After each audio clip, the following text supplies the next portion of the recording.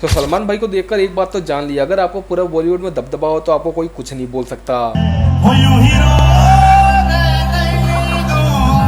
अरे भाई, इनकी आवाज सुनने के बाद तो टोनी कक्कर भी खुश हो गया, क्योंकि उससे भी खतरनाक गाने वाला मिल गया है। लेकिन कुछ सूत्रों की माने तो अंबानी परिवार जबरदस्ती सलमान भाई को अपने प्रोग्राम में ले गए थे, जिसके कारण सलमान भाई ने अपना इतना जबरदस्त टैलेंट दिखाया और आधा परिवार अभी भी बेहोश पड़ा है।